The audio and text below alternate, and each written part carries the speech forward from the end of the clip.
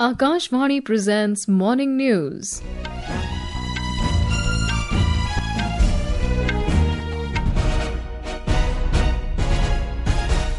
Good morning, I am Saira Mujtaba. The headlines.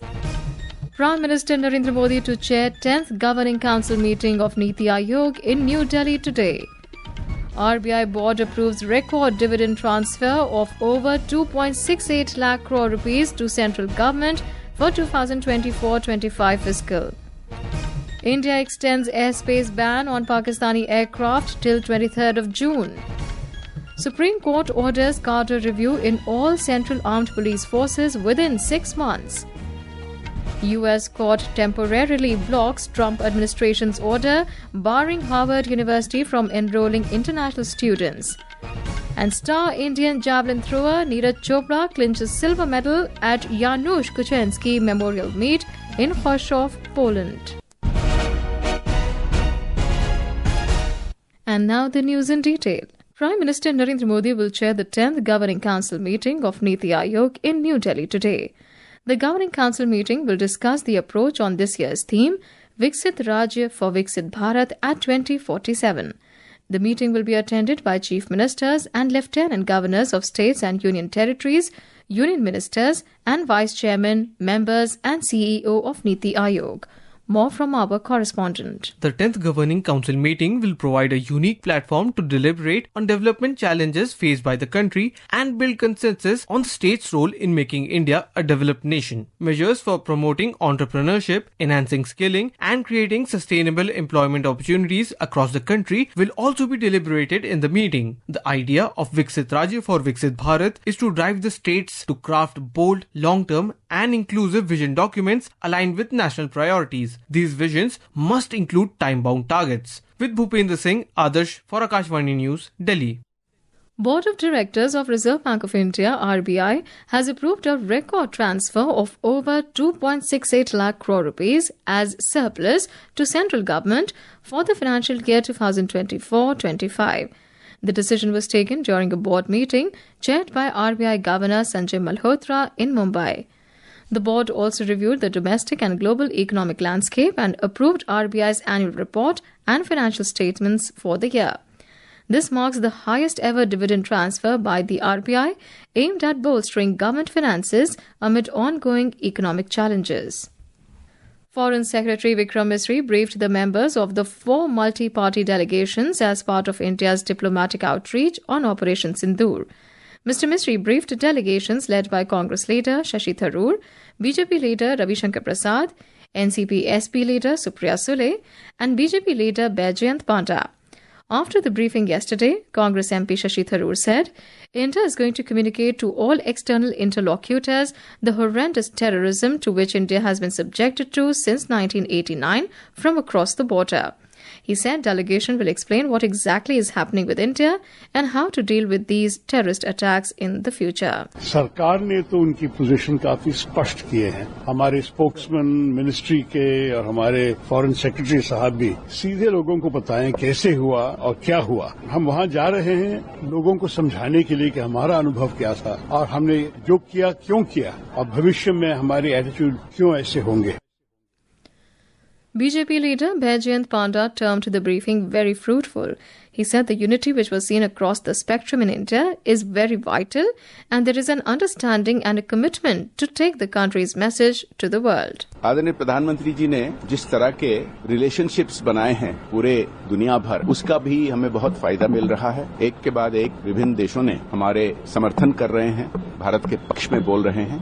ये message लेकिन continuously लेना है और जो विभिन्न ग्रुप्स अभी जा रहे हैं विभिन्न देशों पर, इनका यही मैसेज रहेगा और सबसे बड़ा मैसेज जैसे कि मैंने कहा कि भारत का एकता का है.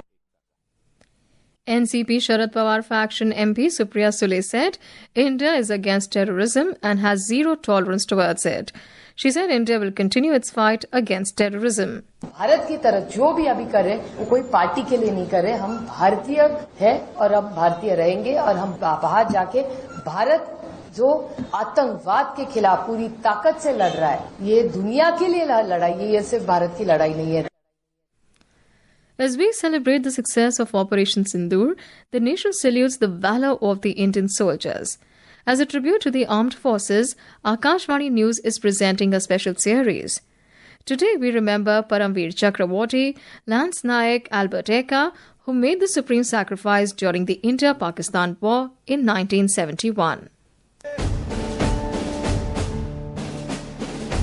Born in Ranchi in 1942, Lance Naik Albert Eka was enrolled in 14 Guards in December 1962. During India-Pakistan War in 1971, 14 Guards was tasked to capture a Pakistani position at Ganga Sagar, 6.5 kilometers west of Agartala in the eastern sector. 14 Guards launched an attack on enemy positions and Albert Eka accompanied the left forward company of the battalion in the attack. The assaulting Indian troops were subject to intense shelling and heavy small arms fire by the enemy. Lance Naik Eka observed that an enemy machine gun was belching deadly fire from a bunker, causing heavy casualties to his company. Unmindful of his personal safety, he charged the bunker, bayoneted 2 occupants and silenced the machine gun. Though seriously injured, Lance Naik Albert Eka continued to fight, securing bunker after bunker. When he, along with his comrades, reached a northern end objective, an enemy medium machine gun opened up from a fortified building, inflicting heavy casualties and held up the progress. Once again, Lance Naik Albert Eka rose to the occasion, crawled to the building and hurled a grenade to the bunker, killing 1 enemy soldier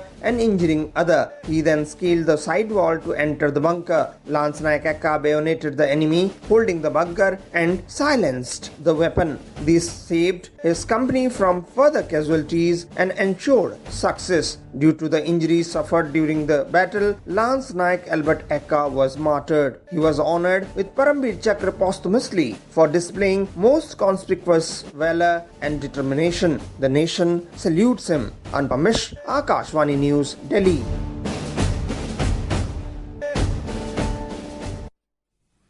This is Akashvani giving you the news. For quick news updates round the clock, follow us on our X handle at AIR News Alerts. And for details of these stories and more, log on to our website www.newsonair.gov.in and download the News on AIR app. Welcome back. You're listening to Morning News. India has extended NOTAM for Pakistan flights till the 23rd of next month.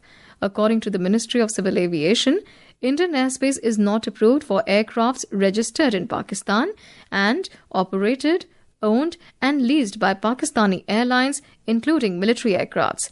Talking to media in New Delhi, Civil Aviation Minister Ram Mohan Naidu Kincherappu said, the NOTAM has been extended and India is maintaining the status quo. The Supreme Court has directed cadre review in all the Central Armed Police Forces CAPFs, including ITBP, BSF, CRPF, CISF and SSB within 6 months.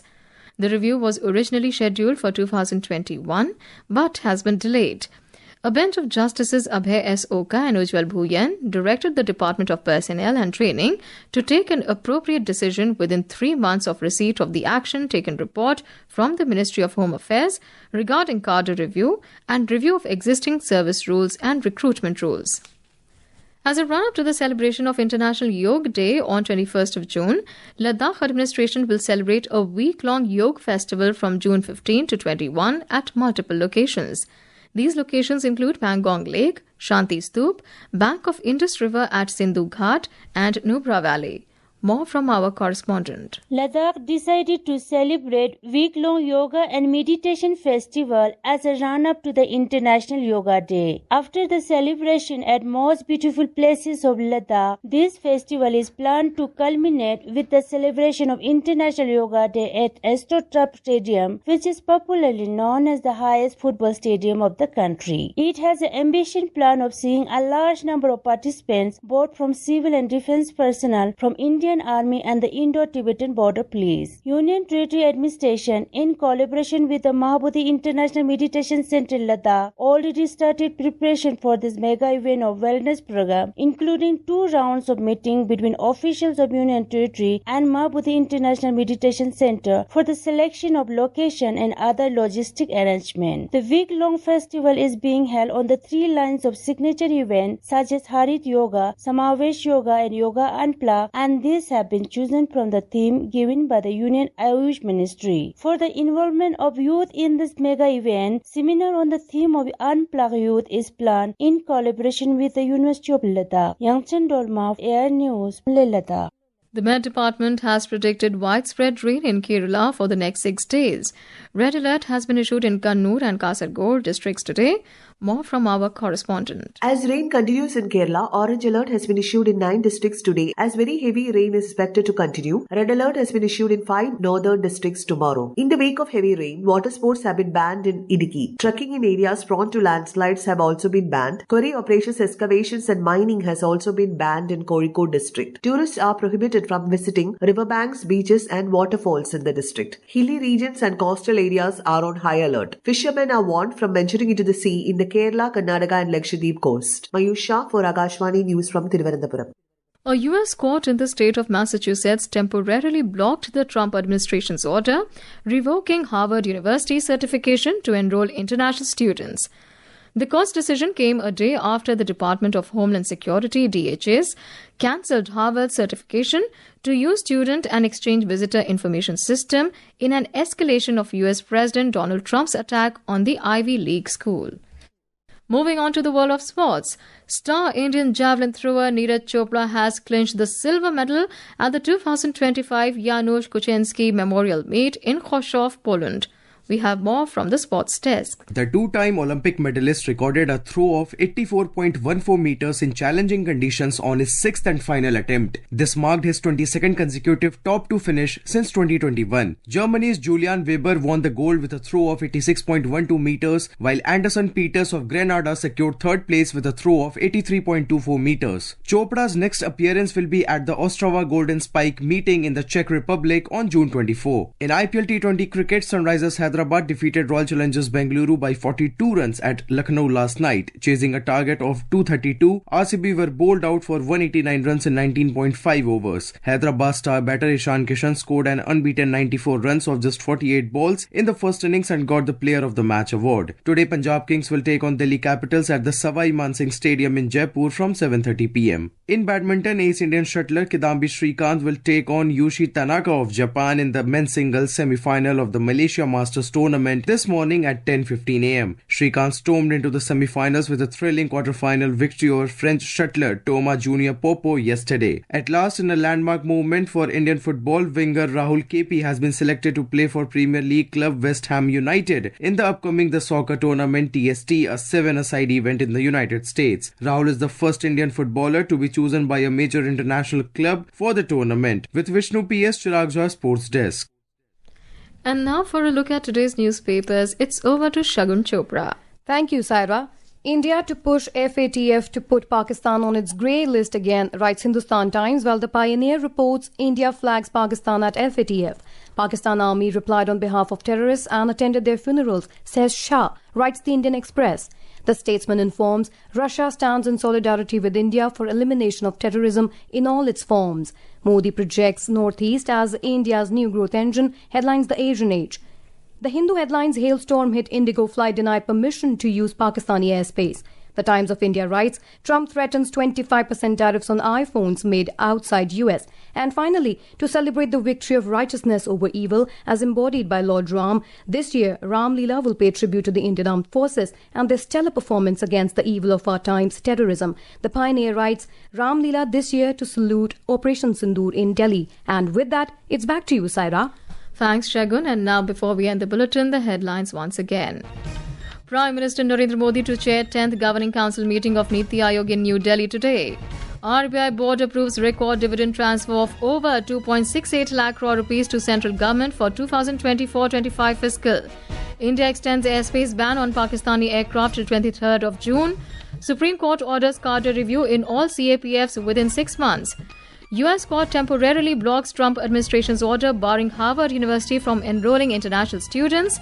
And star Indian javelin thrower Neeraj Chopra clinches silver medal at Janusz Kusociński Memorial meet in Chorzów, Poland. And with that, we end the morning news. Have a great day.